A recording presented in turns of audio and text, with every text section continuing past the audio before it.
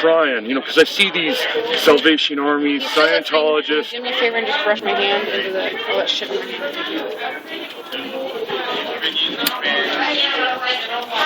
Alright, Timmy, I love you. I gotta bounce.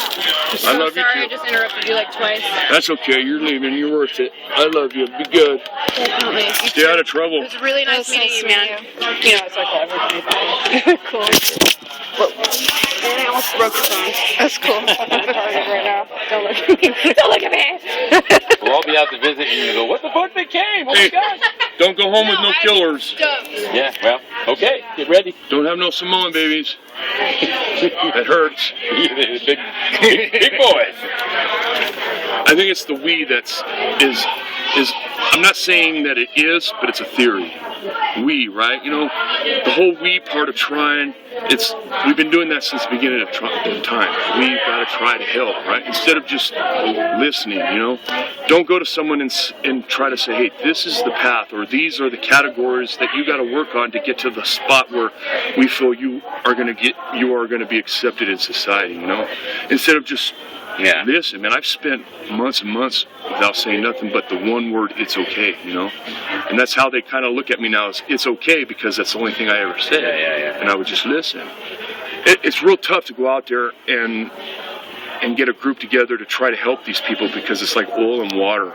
They think they can just go out and by serving soup or being a part of these organizations that it's going to fix the whole thing. And that's what what you're doing is working on that problem. Because the thing is, people just don't get it. Unless you're homeless, you don't know what that's like. Unless you have somebody that you're close with that's homeless, you don't even know what that's like. You don't know the permeations of that and all the things, the ripple effect and all the stuff that affects. And so these people become invisible. Right. So when you ask somebody to see something they don't want to see, they get all uncomfortable. And they go, you know, you're right. Somebody ought to do something about that. I'm for that. And if you're collecting money, I'll give you some money. I ain't going to do nothing. I'll give you some money. Well, you know, money. But see, that's not the whole thing about it. I've learned that, you know what? A lot of them don't even want money half of the time. You know what I mean? Yeah. A lot of them don't even want money. I mean, you have the ones that want to hustle. They have their certain spots that they stay out and they have their hats. Well, you got to eat. But man, a lot of them that really, truly need help, the ones that sit out there and do acts and stuff, you know, if you just spend time with them and you kind of guide them by listening, they can help themselves. They're not really that messed up. They're doing it because it's kind of like a culture thing. You know what I mean? It's like they're doing it to hang out and be a part of, you know, Hollywood, right? But the ones that are truly messed up out there, they don't even really care about money, man. I've seen homeless people, right, go up to people on the street and just give them wads of cash and just walk away. And it's just like, you know, and it's like, I bet you I can pass off a beer or a joint or any kind of drug off to these people before, you know, that. And I'm not saying that that's right, to hand off, you know, drugs or anything like that, or alcohol. And it's not the point that I'm trying to be their friends by trying to win their heart by, you know, feeding their addictions, right? Yeah. But man, there is a real psychological aspect and maze to get within inside of their mind, you know. And sometimes you have to lower your aspects and who you are, you know. It would seem to me that if you have that lifestyle, you're living on the street, you have to take a defensive posture anyway, because survival is a big part of being on the street. And so, listening to somebody or when you hear them talking to you, if they don't sound like they are coming from the right place, very quickly, it would seem to me, things get shut off. You know, I've been dealing with young people for a long time. And you know how many times some kid says, I'm trying to this, I'm trying to that. And I quote Yoda.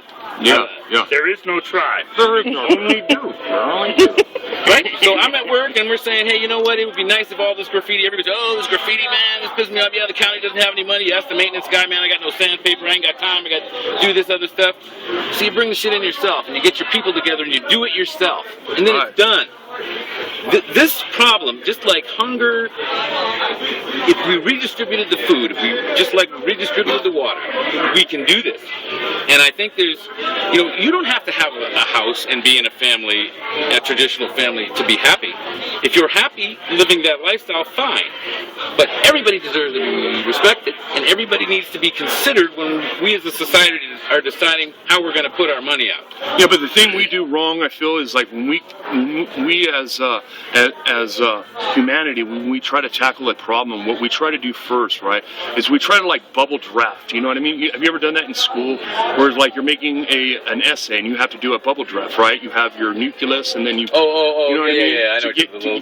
Right. What we try to do, I think that we try to overdo is we try to categorize and separate certain different aspects of one whole thing, which is homelessness, you know, and before you know it, that one problem is divided up into so many different other little tiny subcategory problems, you know. Then it's not manageable. Then it's not manageable, you know. And it's just like, because everybody wants a piece of trying to help to make themselves feel good, you know. Everybody wants to get into that problem to help themselves feel better, right? Instead of getting in it to fix that one problem, you know, and dissolve it. And that, I don't know. I think that takes some training, and I also think it takes a certain, just like with my job, there's a certain amount of just having that kind of personality that's what you want to do. Your heart is in it, in other words. If you're doing it as a job, if you're doing it like we have people come all the time wanting to do something wonderful for these poor kids, right? They're just doing it so they can film it or write it down and say they did it, and then they leave and they don't ever come back. Right. And these kids see that shit coming a mile away. Yeah. It's like, look, give me the goodies. We're going to have pizza? All right, we'll all have pizza. Now get out of here. Yeah, it's like going into the back of the book to get the odd answers in the math class. You remember that? That's right, yeah. They'd always give you the odd ones, but not the even ones. Yeah, right. You know, everybody's always trying to cut corners. And but I think we're getting there, man. I think what you're doing, I think what she's doing, I think what I'm doing, I think all that's nibbling away at the problem. I've always felt there's certain things that will never stand because they're just wrong. I don't care what religion or where you live on this planet, they're just wrong. You know, screwing up people over is wrong. I actually think boxing is going to go out someday, because I think eventually we as a people will say, okay, we're just beating each other with our fists, but probably that's not too cool. Yeah. You know. But see, we have to take it to the extreme first, like UFC. We have to go all the way to get everything we can out of it. You know what I mean? Before we're like, okay, it's on to the next, you know, something. You know, it's that way with everything. It's that way with porn. Yeah. It's that way with family structure in the home.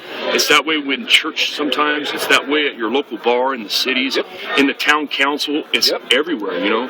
And you know, when something gets old, we have to create something else. You know, even if it's creating another problem subconsciously as a society, to go ahead and give ourselves something else to work on. You know. Yeah. I don't know. Hey, this is Timmy.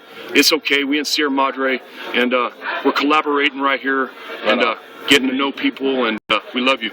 See ya.